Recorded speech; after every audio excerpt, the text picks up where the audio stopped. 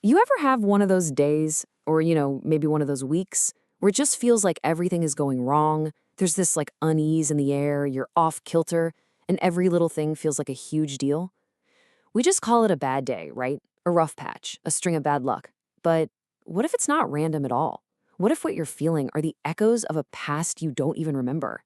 The spiritual static from battles you never even knew you were fighting? So, thousands of years ago, King David asks this incredibly deep question. And it really gets to the heart of what we all feel. But listen closely. He's not just asking why bad things happen. He's making a direct connection. He says, "Why should I fear when the iniquity of my heels surrounds me?" He's basically laying it all out for us, linking cause and effect. Those days of evil, they aren't some random monster attacking you from the outside. They're the result of something happening inside, something so small, so subtle, that we've literally trampled it under our heels. And the book of Zohar takes this one verse and just explodes it into this incredible blueprint for understanding, and more importantly, overcoming the hidden source of our biggest struggles. All right, so where are we going today? Here's our roadmap. First, we're going to unmask this invisible enemy David's talking about. Then we'll see how these tiny little missteps can somehow grow into these huge, overwhelming forces. After that, we'll get practical and look at the daily spiritual defense protocol against them. And finally, we'll zoom all the way out to the grand strategy.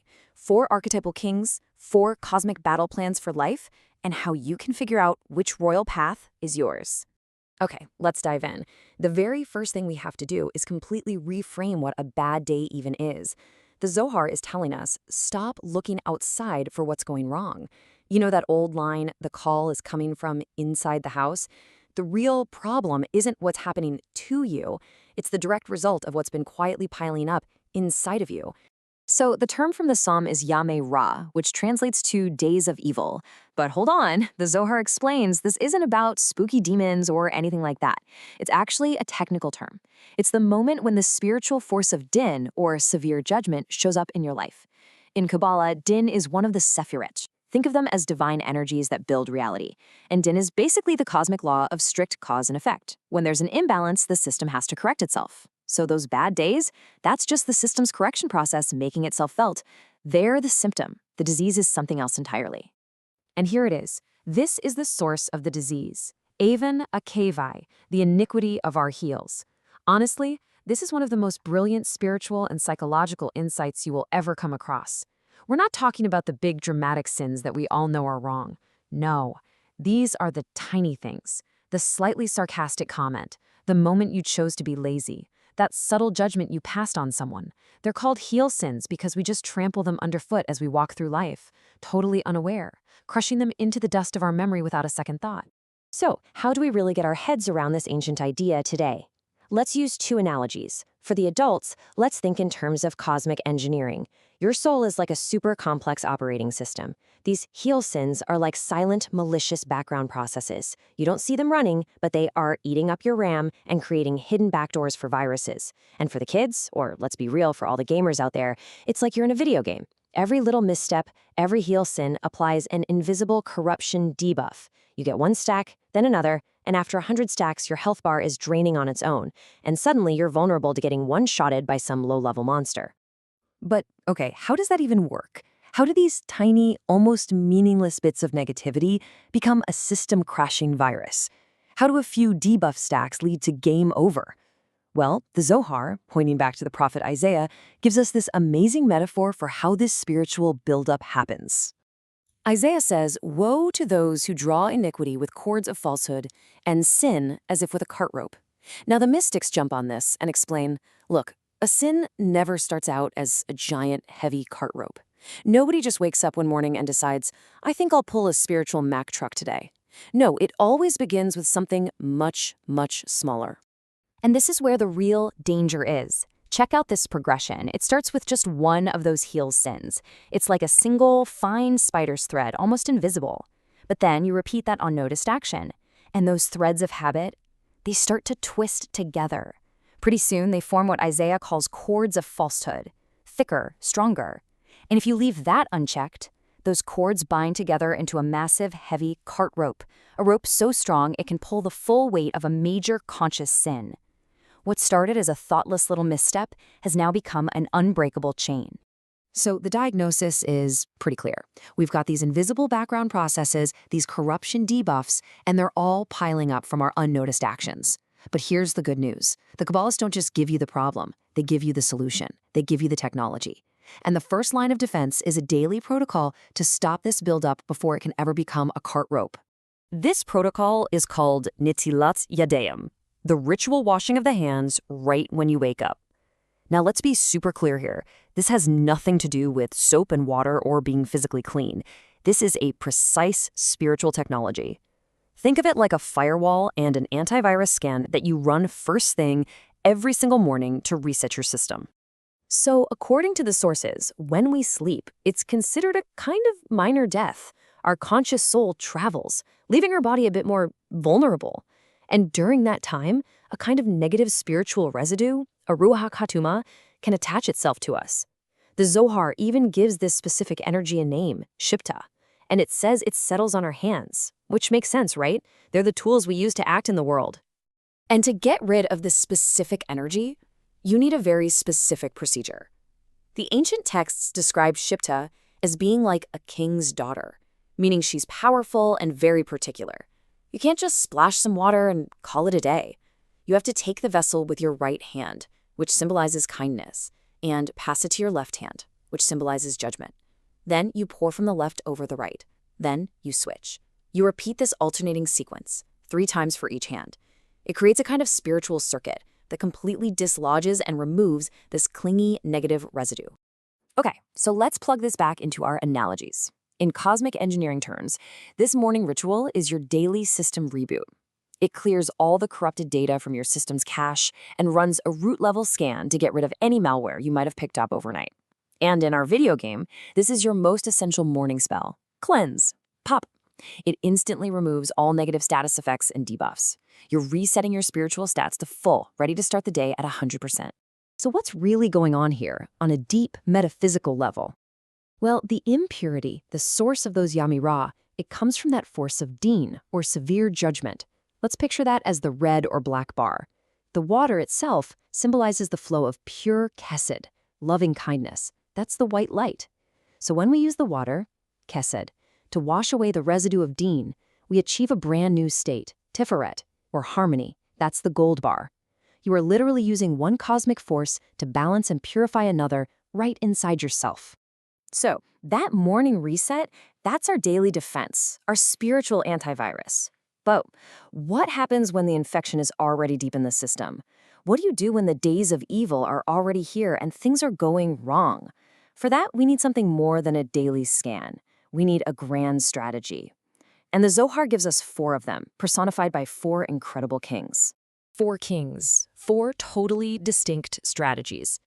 The Zohar explains that each of these kings faced an absolutely overwhelming threat, a massive manifestation of Yamirah, and each one responded in a completely different way. And these aren't just cool historical stories. They're 4 valid, powerful spiritual postures. 4 divine blueprints for how a soul can and should confront darkness. So let's break down each king's approach, not as ancient history, but as a living, breathing template for what we can do today. Each one represents a totally different level of how we can engage with a problem. First up, we have King David, the warrior. His response is immediate, it's proactive. He says, I will pursue, I will overtake, I will not turn back until they are completely consumed. He is taking full 100% ownership of this battle. So David's path is direct confrontation. In our cosmic engineering model, this is active threat engagement. You find the malicious code in the system, and you manually write the patch to fix it yourself. In a video game, this is the warrior. You charge straight at the boss, you use all your offensive cooldowns, and you go for maximum direct head-to-head damage. This is the path of self-mastery, of intense personal effort, for when the battle is truly yours, and yours alone, to fight. Next, we have King Asa. Now, he also pursues the enemy, but listen to the crucial difference in the text. And Asa pursued them, and the Lord struck down the Cushites before Asa. See that? Asa starts the action, he does his part, but the final winning blow is delivered by God. This is the path of partnership. In cosmic engineering terms, we'd call this delegated defense. You identify the threat, and you push the button that initiates a pre-programmed security protocol to handle it. You start it, the system finishes it. In our game, this is the Ranger. You don't charge in. You mark the target from a safe distance, and that mark triggers a devastating attack from a much more powerful ally. This is the strategy you use when you know you have to act, but you also know you can't win it all by yourself. You do your part to create the opening for a higher power to step in and secure the victory. Our third king, Jehoshaphat, takes it to an even higher level of reliance. He's facing this impossible army, and what's his strategy? To stop and to pray. He just says, "We have no idea what to do, but our eyes are on you." And what happens? The enemies end up defeating themselves. Jehoshaphat's path is about changing the spiritual environment itself. In our tech analogy, you're not fighting the virus at all. You're broadcasting a system-wide high-priority alert. That's what prayer is, and it forces the entire system to reprioritize and self-correct. In a game, this is the bard. You're not attacking. You play a song that causes all the enemies to get confused and start fighting each other. This is the strategy of pure faith. By just realigning yourself with the source code of reality, you create a kind of harmony where the problem literally cannot exist anymore. It just corrects itself. And finally, we get to King Hezekiah. This is the most elevated level of all. His city, Jerusalem, is surrounded. The threat is at the gates, and what does Hezekiah do? He prays, and then he goes to bed. He completely and totally lets go of the problem, hands it over to God. The next morning, he wakes up, and the entire enemy army is just gone. This is just the highest level of trust imaginable. In cosmic engineering terms, this is full trust in root-level protection. You do nothing. You don't even run a scan. You just have absolute faith that the system's core firewall is so perfect, it will handle any threat automatically. In our game, this is the paladin with a divine shield aura. You don't even have to fight. You just have this passive holy aura around you, and any enemy that gets close is automatically vaporized. You can literally go to sleep on the battlefield. And this is the most elevated path of all, the deep, core understanding that the battle was never really yours to begin with. It's the strategy of complete surrender and absolute, unwavering faith. So we have our daily reset protocol, and we have these 4 grand strategies. We've analyzed all the paths. Now comes the most important step. How do you apply this to the battlefields of your life? It's so important to remember that none of these paths, direct confrontation, active partnership, harmonic alignment, or absolute trust, is better than the others. They're just different tools for different jobs, for different moments in our lives. Because these aren't just stories from a history book. They are living blueprints for the soul. They're actually a diagnostic tool. When you are facing a challenge, an internal struggle, a tough situation at work, whatever it is, you can actually ask yourself, okay, is this a David situation where I need to roll up my sleeves and fight? Is this an Asa situation where I need to do my part and pray like crazy for help? Is this a Jehoshaphat situation where really my only effective action is prayer? Or is this a Hezekiah moment where the most powerful thing I can do is to simply trust and let go? Knowing which strategy to apply and when, that is profound wisdom. And that really brings us to the final question. I want you to look at the challenges in your life right now, those things that are creating your days of evil. Think about those little heel sins you might have been trampling underfoot, and just ask yourself, honestly, which king's battlefield is yours today? Thank you for joining us for this complete journey through the Pardes. We really hope these ancient truths help you and your family improve your own dimensions this week. If you enjoyed this full chapter deep dive, please like, subscribe, and share which part of the journey touched your soul in the comments. We'll see you in the next chapter.